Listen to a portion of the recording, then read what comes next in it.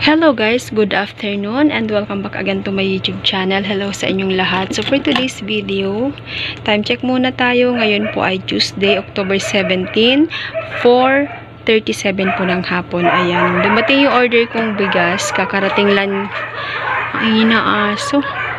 So ayan guys, natahimik na rin yung mga aso. So tuloy ako dito sa ating update sa bigas. Ayan, bale 5 sako pa rin yung in-order ko para ma-avail ko yung free delivery ni supplier. At ang update dito sa bigas ngayon guys ay bumaba po ng 5 piso yung bawat sako, pero hindi lahat. 2 klase lang ng bigas yung bumaba. So kinumpute ko siya sa per kilo, same pa rin naman, halos centavos lang yung ibinaba niya sa per kilo. Kaya same pa rin ako sa presyo ko dito sa aming tindahan. So ito pala yung kanyang total amount guys, 6,200. Tapos umorder na rin ako kay wholesaler ng Alfonso 1.5 at saka yung Coke na kasalo. Ayan naman po yung kanyang halaga, 1,184. Kunti lang yan kasi bukas may parating akong deliver kay tindahang tapat. So labas tayo guys para maipasilip ko po sa inyo yung ating bigasan section. Ayan yung bigas na dumating. Pinadiretso ko na dyan kay kuya at nandun na rin yung 3 peraso sa loob. So meron pala akong sasagutin sa comment ng ating viewers about dun sa washing machine na purchase namin na sinasabi kong katas ng ating sari-sari store. Syempre, kasi si sari-sari store na naman yung magbabayad niyan guys. So, actually ngayon naglalaba ako. Ipapasilip ko po sa inyo yung ating washing machine. Ayan siya guys. Medyo madilim lang sa areang ito kasi patay yung ilaw dun sa kusina. So, dito na lang ako naglalaba kasi dito po yung may malapit na gripo. So, ito yung ating washing machine guys. Panasonic siya na 8 kilograms. Ayan siya. Nakadalawang salang na ako ngayon at isasampay ko na yung isa. Kakatanggal ko lang. So, balik tayo dito guys. Maliwanag kasi dito. So, ito yung kanyang total amount.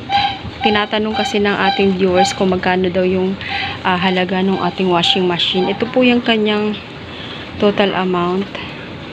Against the light, dito nga tayo guys sa may tindahan para mas makita nyo yung kanyang presyo. So gumawa na lang ako dito sa papel ng computation. Di ko na kinuha yung resibo. So total amount po ng washing machine is 16,798.98. So ginawa ko siya guys na ang ginamit namin sa pag-purchase is yung credit card. Pinasok ko siya sa installment para hindi naman kawawa si tindahan sa pagbabayad. So, sa 6 months ko siyang babayaran from September to February. So, dinivide ko siya sa 6 months. Ito po yung magiging monthly niya, 2,799.83. So, yan yung monthly. At ang ginawa ko naman dyan is dinivide ko siya sa 25 days. Kasi yung 25 days, yun po yung kukuha ako sa 10% na iniipon ko para sa panghulog sa credit card. So, yung magiging daily lang yan guys is 111.99. So, 112 per day sa 25 days. Pag naipon po yun is 2,799.83. So, meron na tayong pambayad kay credit card. So, ganun po yung ginawa ko. 6 months ko siya in installment para hindi naman kawawa yung ating sari-sari store. So, napaka-convenient niyang gamitin guys kasi naglalaba, nagtitinda. Actually, ngayon busy rin po ako sa loob ng bahay. Ayan guys, may ginagawa kasi ako dito. Luma na kasi yung aming TV rack. So, naisipan ko siyang balutan ng, ano ba tawag dito? Sticker ba yun? Basta yan, guys. In-order ko lang siya sa online. So, ayan. Marami pa akong gagawin. Medyo makalat lang.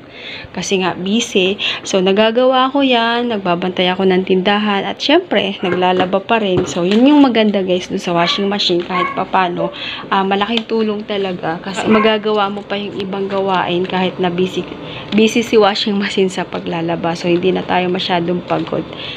So, ayun guys. Dito ko na rin po tatapusin yung aking share sa inyo. Thank you so much po ulit sa patuloy na panonood sa aking mga video. Sana po i-subscribe nyo yung aking YouTube channel. At syempre, isama nyo na rin po ang notification bell para lagi kayong updated sa mga susunod ko pang video. Thank you so much.